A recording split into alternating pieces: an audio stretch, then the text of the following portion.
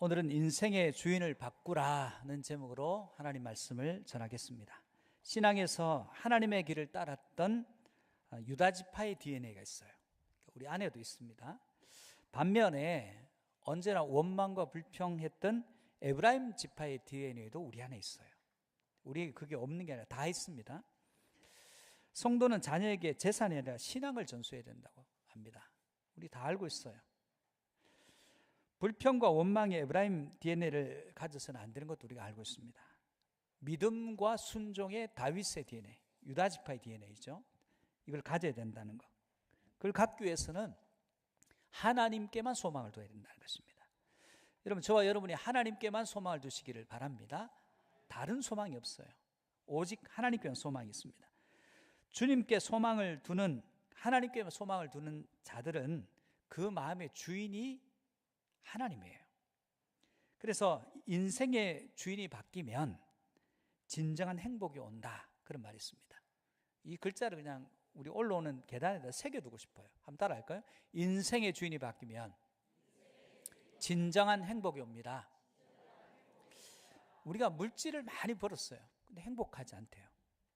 벌어본 사람이 그래요. 권력의 정점에 있었던 사람들이 행복할 줄 알았는데 가져보니까 허망하더라는 거예요. 행복하지 않더래요. 또 건강 때문에 어려움이 있어서 건강을 되찾았는데 그 일순간 기쁜데 그것 때문에 행복하지 않더라는 거예요. 그러면 진정한 행복은 어디 있느냐? 우리 안에 내가 주인이 아니라 하나님이 주인, 예수 그리스도가 주인 되는 삶을 살 때 그때 진정한 행복이 오더라는 겁니다. 여러분들이 진정한 행복을 찾을 수 있기를 축복합니다. 오늘 본문 20절에 보면 내가 그리스도와 함께 십자가에 못 박혔나니 그런즉 이제는 내가 사는 것이 아니요 오직 내 안에 그리스도께서 사시는 것이라. 이제 내가 육체 가운데 사는 것은 나를 사랑하사 나를 위하여 자신을 버리신 하나님의 아들을 믿는 믿음 안에서 사는 것이라. 믿음으로 살겠다는 거예요. 신앙인들은 말씀을 기억하는 자가 되어야 됩니다. 그리고 말씀을 기억으로 끝나는 것이 아니라 말씀을 몸으로 지켜야 돼요. 생각으로 지키는 게 아닙니다. 하나님의 말씀을 생각으로 생각 속에서 하나님 말씀을 굴리는 분들이 많습니다. 하나님 말씀이 이렇지 저렇지 굴리는 사람들이 많습니다. 의미 없어요. 그 말씀이 내 손끝과 발끝을 통해서 역사될 때 그게 하나님의 말씀을 지키는 것입니다. 여러분, 사람이요, 하나님의 말씀을 기억 못하는 경우도 있지만 일부러 기억하기 싫어하는 경우도 있습니다. 일부러 잊어요. 돈을 빌려준 사람, 그 사람은 돈 빌려준 날짜와 시간과 빌려준 금액을 정확하게 기억합니다. 근데 돈 빌려줄 때는 빌림을 받을 때는 누구한테 돈을 빌릴 때는 간절했는데 빌리고 난 뒤에는 어차피 나한테서 뭐가 나가야 되기 때문에 이걸 일부러 잊어요. 얼마 빌렸더라? 뭐 이렇게 나옵니다. 그러니까 빌려준 사람은 그냥 속상하죠. 빌릴 때는 그렇게 간절하게 원해놓고 빌려주고 난 뒤에는 얼마인지 기억도 못해요. 왜냐하면 자기 중심이기 때문에 그렇습니다. 성도가 완고하다는 표현을 쓰는 그런 표현들이 있습니다. 어떤 성도는 완고해, 이게 다르게 쓰는 표현이거든요. 그러니까 바꿔지지 않는다는 거예요. 말씀을 기억하지 못하고 말씀을 생각으로만 지킨 사람들은 결국은 말씀을 많이 듣는데 완고해질 수밖에 없습니다. 그러므로 우리는 우리 인생의 주인이 바뀌고 완고해지지 않고 말씀을 기억하고 그 말씀을 몸으로 지키는 거룩한 하나님의 백성들 되시기를 주의 이름으로 축복합니다. 첫 번째, 두 가지 살필 텐데, 첫 번째는 불평과 원망의 사람은 주인이 자기 자신이라는 거예요. 여러분, 이스라엘 12지파 중에 에브라임 지파가 있습니다. 이 사람들은 불순종의 대명사예요. 다윗으로 대변되는 유다 지파는 순종의 대표자들입니다. 이들은 승리하고 하나님도 도우세요. 에브라임의 특징은 책임감이 없어요. 그리고 희생이 없습니다. 그들은 언약을 지키지 않아요. 그리고 언약이 이루어진다고도 믿지도 않습니다. 하나님과 하나님이 하신 일을 일부러 기억하지 않으려고 합니다. 왜 에브라임 지파는 이런 행동을 하느냐? 삶의 주인이 바뀌질 않았어요. 여전히 삶의 주인이 자기 자신이기 때문에 그렇습니다. 에브라임 지파는 하나님이 충분한 힘을 주셨어요. 이 말씀을 지금 처음 드린 게 아닙니다. 충분한 힘을 주셨는데 그 힘을 희생하고 헌신하고 책임지는 데 사용하지 않아요. 대표적으로 사사기 6장 7장에 보면 미디안이라는 나라로부터 이스라엘 백성들이 고통을 너무너무 겪어요. 심지어 어떻게 표현할 수 있냐면 숨도 쉴 수 없을 정도로 압박이 옵니다. 너무너무 힘들어서 하나님께 부르짖습니다. 하나님, 우리 좀 살려줬어요 했더니 하나님께서 기드온이라는 사사를 세우셨어요. 처음에 소집을 했는데 32,000명이 모였어요. 하나님께서 32,000명이 많대요. 저쪽은 더 많은데. 그래서 22,000명이 돌아오고 10,000명만 남았는데 그것도 많다고 하셔요. 그래서 10,000명 중에서 300명 뽑아서 나가서 이겼습니다. 싸움에. 자, 이기고 나니까 소집에 응하지도 않았던 에브라임 지파가 힘이 있는데 전쟁을 소집하는데 거기에 소집에 응하지도 않았던 에브라임 지파가 갑자기 짠 하고 나타나서 시비를 걸기 시작해요. 사사기 8장 1절입니다. 에브라임 사람들이 기드온에게 이르되 내가 미디안과 싸우러 갈 때에 우리를 부르지 아니하였으니 우리를 이같이 대접하면 어찌 됨이냐 하고 그와 크게 다툽니다. 이게 다툴 일이냐는 거예요. 적과 다투어야지.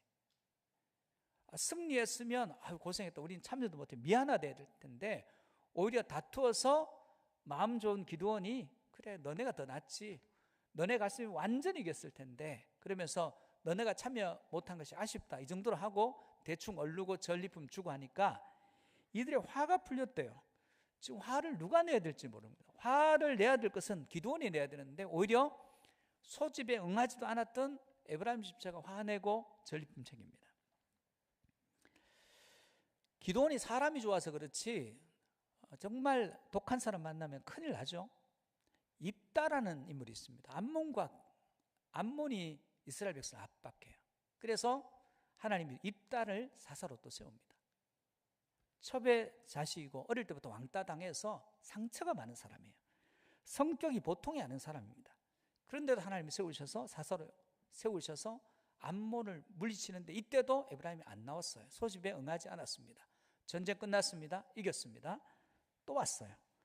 사사기 12장 1절입니다. 에브라임 사람들이 모여 북쪽으로 가서 입다에게 이르되 내가 암몬 자손과 싸우러 건너갈 때 어찌하여 우리를 불러 너와 함께 가게 하지 아니하였느냐. 우리가 반드시 너와 내 집을 불사르겠다. 이게 좀 다투는 정도가 아니에요. 불사르겠다고 그렇게 위협합니다. 옛날에 기드온 때문에 자신감을 얻었는지 모르지만 이렇게 나오니까 입다가 가만 안 있죠. 불같은 사람인데. 그래서 길라 사람도 모아가지고 요단 나루턱에서 42,000명 거의 멸절시켜버립니다. 자, 그러면 정신을 차려야 되는데 이 에브라임 지파가 나중에 뭐합니까? 늘 완고해요. 안 바뀌어요. 배신의 아이콘입니다. 반역의 DNA를 가지고 있어요. 북이스라엘과 남유다가 나눠질 때 주축이 된 지파가 에브라임 지파입니다. 여러분, 그 에브라임 지파의 DNA가 어디서부터 출발했습니까? 출애굽기부터 시작됐어요. 이스라엘 백성들의 대부분의 주류가 뭡니까? 에브라임 지파 같은 불순종과 원망과 불평으로 가득한 민족입니다. 우리는 안 그렇습니까? 우리도 똑같아요. 하나님께서 출애굽의 여정을 통해서 10가지 재앙을 애굽에 쏟아 부으셨어요. 애굽의 신들을 상징하는 재앙입니다. 피, 개구리, 악질, 독종, 우박, 메뚜기부터 시작해가지고 계속 나중에는 장자들이 다 죽는 유월절과 관련된 그 재앙이 내립니다. 왜 내리냐? 애굽 사람들에게 하나님이 하나신 것을 증거하는 이적입니다. 이스라엘 백성들에게는 하나님은 약속을 지키시고 구원하시는 하나님으로 그들에게 이적을 보여주신 거예요. 그럼 깨달아야 되는데 못 깨닫습니다. 완고하니까. 나중에 홍해가에 가 있는 애굽 군대가 홍해가에 있는 이스라엘 백성들을 추격합니다. 하나님이 홍해를 가르셨어요. 그리고 이스라엘 백성 건너가게 하시고 추격했던 애굽 군대는 그 바다 한가운데서 수장시키셨어요. 그러면 그 놀라운 이적을 봤으면 이제는 확실한 믿음 가운데 서야 될 거 아닙니까? 3일 가는데 물이 없다고 불평합니다. 만나 주니까 이제는 맛없어서 못 먹겠다고 불평합니다. 가나안 땅을 정탐했더니 12명이 갔는데 갈렙과 여호수아 외에는 나머지는 그 땅 올라가면 안 된다. 하나님 우리를 죽이시려고 그 땅으로 보내셨다. 악평이에요.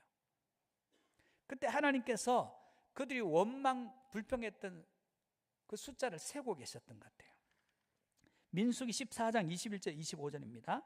그러나 진실로 내가 살아있는 것과 여호와의 영광이 온 세계에 충만할 것을 두고 맹세하노니 내 영광과 애국과 광야에서 행한 내 이적을 보고서도 이같이 10번이나 나를 시험하고 내 목소리를 청종하지 아니한 그 사람들은 내가 그들의 조상들에게 맹세한 땅을 결단코 보지 못할 것이요 또 나를 멸시하는 사람은 한 사람도 그것을 보지 못하리라. 그러나 내 종 갈렙은 그 마음이 그들과 달라서 나를 온전히 따랐은즉 그가 갔던 땅으로 내가 그를 인도하여 드리리니 그의 자손이 그 땅을 차지하리라. 아말렉인과 가나안인이 골짜기에 거주하나니 너희는 내일 돌이켜 홍해길을 따라 광야로 들어갈지니라.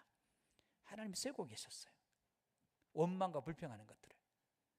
지금도 우리의 원망 불평을 카운팅 하실지 몰라요.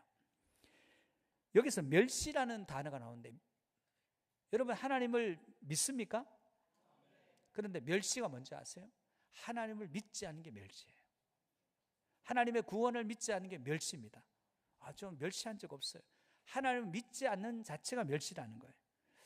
왜 그러면 갈렙과 여호수아 외에는 광야로 들어갑니까? 아말렉과 가나안이 골짜기에 있어도 이들이 아무리 강성해도 하나님이 지금껏 다 이기게 하셨어요. 근데 지금부터는 이기는데 여호와의 전쟁이 아니라 너네 전쟁이라는 거예요. 그러니까 이제 피해서 광야로 도망가는 거예요. 하나님께 불평하던 자들은 가나안에 들어가지 못합니다. 20세 이상. 한마디로 말하면 우리가 불평과 원망으로는 하나님 나라에 들어갈 수 없어요. 하나님을 멸시하는 불순종으로는 하나님 나라에 들어갈 수 없다는 겁니다. 여러분 감사가 뭔 줄 아세요? 감사가? 여러분 감사를 많이 하시기를 주의 이름으로 축복합니다.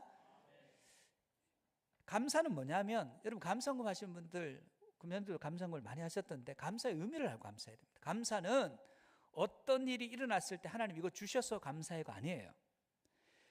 감사는 뭐냐면 하나님 이건 내가 한 일이에요. 하나님이 하신 일이에요. 이게 감사예요. 아이가 대학을 들어갔습니다.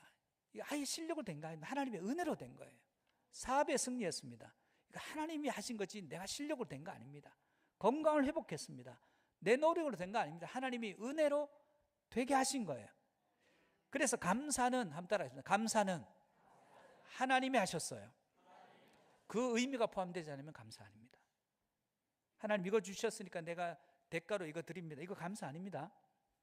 하나님이 하셨어요. 하나님이 하신 일이요 제가 한 일이 아니에요. 이게 감사입니다. 왜 이스라엘 백성들이 출애굽의 과정에서 불평합니까? 시편 78편 22절이 그 답을 우리에게 주고 있습니다. 한번 같이 볼까요? 이는 하나님을 믿지 아니하며 그의 구원을 의지하지 아니한 때문이에요. 왜 원망과 불평합니까? 하나님을 믿지 않고 하나님의 구원을 의지하지 않더라는 거예요. 원망과 불평은 믿음이 없다는 확실한 증거예요. 언제나 불평이 입에 붙은 사람들은 그 성격 아닙니다. 믿음 없음이에요. 여러분 이스라엘 백성들이 먹을 것이 없어 불평한 게 아닙니다. 먹을 것이 있었어요. 입을 것이 없는 발이 부르지 않고 옷이 혀지지 않았습니다. 마셨습니다. 반석에서 나는 물을 마셨고 만나를 먹었습니다. 그들의 불평은 먹을 것, 마실 것, 입을 것이 없어서가 아니라 하나님의 구원과 하나님을 신뢰하지 못하면서 나오는 불평과 원망이었어요. 하나님은 믿음이 없어서 불평하는 그들의 인생이 어떻게 된다고 얘기하시냐면 헛되게 만드시겠다는 거예요. 광야의 여정은 헛되게 하는 거예요. 고린도서 6장 1절에 보면 우리가 하나님과 함께 일하는 자로서 너희를 권하노니 하나님의 은혜를 헛되이 받지 말라. 여러분 우리의 삶이 감사로 충만해지지 않으면 헛된 인생이에요. 믿지 않으면 인생을 헛되이 보내게 됩니다.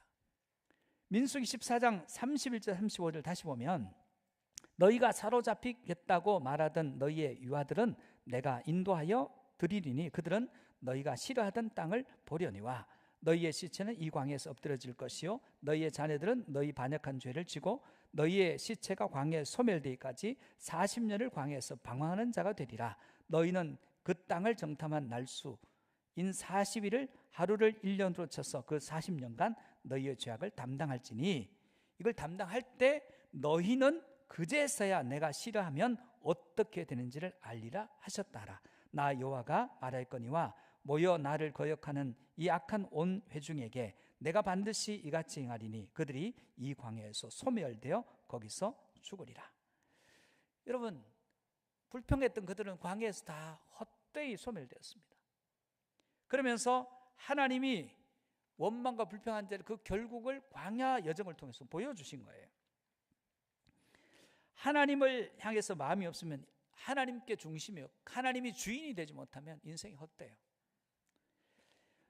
여러분, 악한 자도 있습니다. 악한 자도 결정적인 사건에 변화돼요. 어떤 계기가 있어서. 그러나 완고한 자는 계속 그걸 반복합니다. 그래서 결국 망하더라는 거예요. 그러면 하나님께서 어떻게 하시냐? 내버려 두십니다. 로마서 1장에 보면 24절에 하나님이 내버려 두시는 거, 그러면 자유를 얻는 것이 아니냐 이렇게 생각합니다. 그렇지 않습니다. 1장 24절이에요. 그러므로 하나님께서 그들을 마음의 정력대로 더러움에 내버려 두사 그들의 몸을 서로 욕되게 하게 하셨으니, 여러분, 정결한 자가 하나님의 은총을 입고 정결한 자가 구원을 얻습니다. 그런데 정결한 부정한 상태면 심판이죠. 26절입니다. 이 때문에 하나님께서 그들을 부끄러운 욕심에 내버려 두셨으니 곧 그들의 여자들도 순리대로 쓸 것을 받고 영리로 쓰며. 자, 욕심대로 내버려 둡니다. 욕심대로 내버려 두면 어떻게 되죠? 욕심이 잉태한 즉 죄를 낳고 죄가 장성한 즉 뭐가 되죠?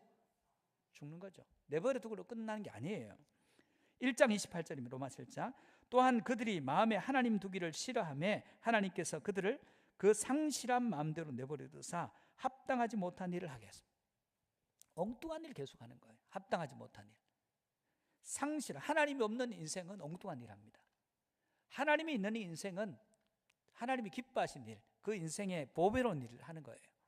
로마서 1장 32절을 보니까 그들이 이 같은 일을 행하는 자는 사형에 해당한다고 하나님께서 정하심을 알고도 자기들만 행할 뿐 아니라 또한 그런 일을 행하는 자들을 옳다 하느니라. 어거스틴이 동네 또래들과 놀아요. 또래 형들이 얘기합니다. 어거스틴, 너 용기 있는 아이야. 아, 제가요? 응, 너 용기 있는 아이야. 너 우리가 막 봐줄 테니까 담을 넘어가서 저기에 배나무에서 배를 따와. 너 할 수 있을 거야. 너는 용기 있고 대단하기 때문에 충분히 가능할 거야. 우리가 지켜보고 있을 거야. 넌 잘할 수 있어. 격려했어요.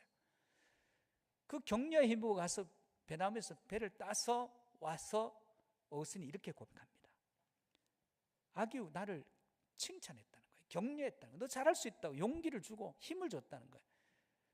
그래서 따온 배가 먹을 만한 배였으면 모르겠는데 따서 와서 먹어보니까 이거는 먹지 못할 돌배더라는 거예요. 여러분, 아기 하는 것이 그런 겁니다. 격려하고 칭찬하고 잘했다 잘했다 해서 결국 뭡니까? 아니 뭐 배는 아니면 버리면 되죠. 인생을 허망하게 하고 탕진시키고 결국은 망하게 하더라는 거예요. 그게 에브라임의 DNA예요. 왜 그렇죠? 원망불평 때문에. 원망불평이 왜 왔죠? 그 안에 하나님이 없어요. 주인이 자기 자신이에요. 여러분, 우리가 아직도 인생의 주인이 나라고 생각하면 우린 신앙인이 아니에요. 여러분의 심령의 주인이 하나님이 되시기를 주의 이름으로 축복합니다. 두 번째, 인생의 주인이 바뀌면 태도가 바뀌어요. 좋아져요. 성경의 다윗을 태도가 좋은 사람으로 그렇게 이야기합니다. 반면에 에브라임 지파는 태도가 항상 나빠요. 자기가 중심이니까, 자기를 숭배하니까 우상 숭배자입니다. 그러니까 우상 숭배할 수밖에 없죠. 베델과 단에 금송아지 세우고 우상 숭배하고 7월 절기를 8월 절기로 바꾸고 그리고 일반인들을 아무나 제사장 세우고. 왜? 자기 자신이 주인이기 때문에 그래요. 지혜로운 자는요, 말을 잘하는 자가 아니에요. 태도가 좋은 사람이에요. 지혜는 태도에 있습니다. 하나님 앞에서 성도는 태도가 중요합니다. 여러분이 지금 예배하는 태도가 하나님이 보시는 거예요. 무협 영화를 보면 어떤 사람이 활의 대단한 명궁이 되고 싶었어요. 그래서 활을 제일 잘 쏘는 스승을 찾아갔습니다. 갔는데 문전막대요. 나는 너 같은 자를 제자로 삼을 생각이 없다. 가면 이제 제자가 안 되는 거예요. 거기에 대문 앞에 무릎 꿇고 앉아가지고 제자 삼아 줄 때까지 먹지도 않고 떠나지도 않겠다 계속 버텨요. 그러다가 나중에 쓰러질 지경쯤 되니까 와서 그럼 들어오든가 해서 들어왔어. 그래서 마지못해 받아주는 것처럼 제자로 받았어요. 그리고 활 쏘는 법 가르쳐주지 않습니다. 맨날 시키는 게 청소하고 밥하고 빨래하고 이런 일 시키는 거예요. 물 길러 오고. 처음에 불평하다가 나중에 잠잠해지고 일을 일상으로 잘 하게 됐고 불평도 없어졌어요. 그때쯤 되니까 오라 해서 한 가지 가르치는데 실 끝에다가 한 톨 쌀을 매다 놓고 그 맨날 쳐다보래요. 아니 활을 잡는 것도 아니고 맨날 그 실 끝에 쌀 한 톨 그 보이지도 않는 거 그 맨날 쳐다보는 거예요. 계속 쳐다보는데 이게 뭐 하는 짓인가? 내가 이거 활 배우러 왔지 이거 하러 왔나? 그 생각이 드는데 꾹 눌러 참고 계속 보다 보니까 어느 날 갑자기 쌀 한 톨이 한 가마니처럼 크게 보이기 시작하는 거예요. 쌀 한 톨이 가마니처럼 보여요 하니까 그때 활을 쥐어주고 쏘니까 다 맞더라는 거예요. 명붕이는 눈의 문제지 눈의 문제 아니겠습니까? 뭘 보는 거예요? 태도 보는 거예요. 태도. 물 깃고 밥하고 청소하고 허드렛 일 할 때 태도 보는 거예요.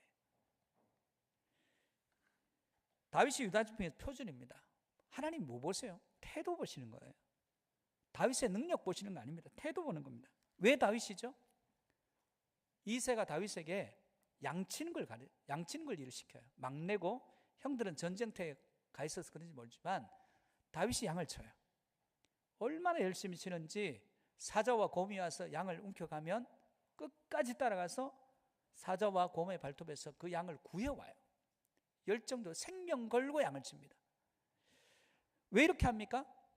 나중에 아버지가 야 다윗 네가 이 양떼를 많이 불렸으니까 너 많이 가져라 할 것 같지만 상속제도는 그렇게 안 됐습니다. 누가 제일 많이 가지냐? 큰형 엘리압이 50% 반 가지고 나머지 형들 50% 가지고 나눠요. 7%도 안 됩니다. 막내는 이게 돌아올지 안 돌아올지도 몰라요. 어차피 열심히 해도 이거 다윗 건 안 됩니다. 형들이 다 차지하는 거예요. 근데 왜 열심히 해요? 내 거 될 것도 아닌데. 근데 열심히 합니다. 최선을 다해서 합니다. 양을 열심히 지켜요. 그랬더니 하나님께서 다윗을 보시고 너 양 잘 지킨다. 이스라엘 나라의 이 양들도 네가 지켜라. 그러면서 왕으로 만드시는 거예요. 우리가 흔히 이런 말을 합니다. 내가 미쳤다고 남 좋은 일 시켜? 안 해. 이렇게 표현한 분들이 있어요. 교인들 중에도 있어요. 하나님의 사람은 공부해서 돈 벌어서 남 주는 인생이 됩니다. 여러분이 열심히 가진 재능과 탤런트가 남을 줄 때 의미가 있습니다. 갈라디아서 6장 2절을 보면 우린 서로 짐을 안 지려고 합니다. 하나님 이렇게 말씀하세요. 너희가 짐을 서로 지라. 그리하여 그리스도의 법을 성취하라. 그리스도의 법이 사랑의 법입니다. 이 사랑의 법이 뭐예요? 십자가입니다. 남의 짐을 내가 대신 지는 것이 십자가예요. 자기를 부인하고 자기 십자가를 지고 주님을 쫓으라는 게 어려운 일이 아닙니다. 남의 짐을 내가 지는 거예요. 이게 십자가입니다. 예수님이 저와 여러분의 죄짐을 그분은 죄가 없는데 그분이 지셨어요. 그게 십자가에도 그게 복음입니다. 우리는 남의 짐을 내가 대신 져줄 때 우리를 그리스도인이라 그럽니다. 그러므로 사랑하는 성도 여러분, 자기중심적인 인생은 독립적이 되려고 합니다. 그래서 자기가 좋아하는 것들을 하고 자기가 싫어하는 것들을 합니다. 자기가 이익되면 하고 이익이 안 되면 손을 놓습니다. 다윗은 그렇게 살지 않았어요. 다윗은 태도가 좋은 사람입니다. 그래서 그를 이략 이스라엘의 왕으로 하나님께서 택하신 것입니다. 여러분 태도가 좋은 성도들 되시기를 주의 이름으로 축복합니다. 옛날에 산미 슈퍼스타라는 야구팀이 있어요. 프로야구팀. 산미가 굴지의 기업이었어요. 대기업이었습니다. 근데 97년도에 외환위기 오고 해서 법정관리가 망했죠. 그 부회장을 했던 서상록이라는 부회장이 있습니다. 자, 자기가 부회장으로 있었던 기업이 망했어요. 그리고 난 뒤에 두 번째 직업으로 택한 게 뭐냐면 롯데호텔 프랑스 식당에 거기 보면 견습 웨이터로 취직을 했어요. 대기업의 부회장이 롯데호텔이라 하지만 거기에 웨이터도 아니고 견습 웨이터로 취직했다는 것이 신문에 화제가 됐어요. 그래서 그분이 내 인생에 은퇴는 없다는 책도 냈어요. 어떻게 저럴 수 있을까? 자기가 늘 만나던 동료들이 거기 와요. 그 사람들 서빙하는 거예요. 태도가 너무너무 좋은 거예요. 사람들도 태도 봅니다. 그래서 그 다음부터 기업 강연에 많이 불러주고 어떤 대학에서는 부총장으로 부르고 교수로 불러서 강연도 시키겠습니다. 이분이 열정적인 삶을 살다 2014년 별세했어요. 여러분, 사람들도 태도 봅니다. 능력만 보는 것 같죠? 태도 봅니다. 그렇다고 하면 하나님이 우리의 뭐 보시겠어요? 태도는 우리의 안에 주인이 누군가가 결정하는 겁니다. 태도 쉽게 안 바뀝니다. 우리 안에 주인이 바뀌어야 태도가 바뀌는 거예요.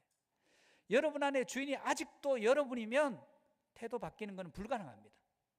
우리 안에 주인이 하나님이 될 때 우리의 태도는 바뀝니다. 왜냐하면 우리는 사람의 시선이 아니라 하나님의 시선을 의식하는 그리스도인이 되기 때문에 그렇습니다. 창세기의 요셉도 태도가 좋습니다. 왜입니까?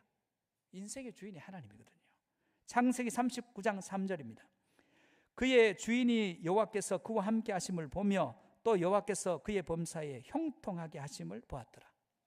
그의 인생의 주인이 하나님인 사람, 우리는 임마누엘 하나님 원합니다. 하나님 나와 함께 해주세요. 어려울 때 나와 동행해 주세요. 하나님은 그 인생의 주인이 하나님 사람과 함께 동행합니다. 여러분 이렇게 얘기합니다. 나는 기도해도 응답이 없어. 은사도 없어. 그리고 응답도 없고 역사도 없어. 주인을 바꿔야 됩니다.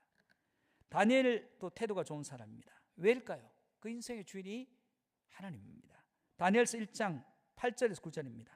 다니엘은 뜻을 정하여 왕의 음식과 그가 마시는 포도주로 자기를 더럽히지 아니하리라 하고 자기를 더럽히지 아니하도록 환관장에게 구하니 하나님이 다니엘로 하여금 환관장에게 은혜와 긍휼을 얻게 하신지라. 다니엘은 뜻을 정했습니다. 제국의 최고의 왕인 바벨론 왕이 명령해도 하나님의 뜻과 다르면 안 지키겠다는 뜻이에요. 그 인생의 주인이 바벨론 왕이 얼마나 무섭습니까? 그런데 바벨론 왕이 얘기해도, 우리는 뭐 대통령만 얘기해도 그냥 네 알겠습니다 할 판인데, 그 제국의 황제였던 바벨론 왕이 얘기해도 하나님 뜻과 다르면 안 지키겠다는 거예요. 그 인생의 주인이 하나님입니다. 그 주인이 하나님인 사람은 바벨론에서 페르시아로 계속 나라가 바뀌어도 실각하지 않습니다. 다함이 없는 권한과 권력을 누리게 하십니다. 왜요? 그 주인이 하나님이죠. 하나님의 나라는 영원부터 영원까지 있고, 하나님은 다함이 없고 쇠하지 않은 능력과 권능을 가지고 계시고, 그분의 나라는, 우리가 갈 그분의 나라는 영원한 나라입니다. 그러므로 여러분 안에 인생의 주인을 교체하시기를 바랍니다. 아직도 여러분의 주인이 여러분이면 에브라임의 DNA를 가진 거예요. 그러나 여러분의 안에 순종과 복종함으로 인생의 주인이 여러분이 아니라 하나님이시면 여러분은 다윗의 길을 걷게 될 것이고, 하나님의 도움과 능력과 권능이 여러분 삶과 가정을 통해서 충만하게 임하게 될 줄로 믿습니다. 그러므로 주인을 바꾸시길 바랍니다. 옆 사람에게 함께 인사하겠습니다. 주인 바꿉시다.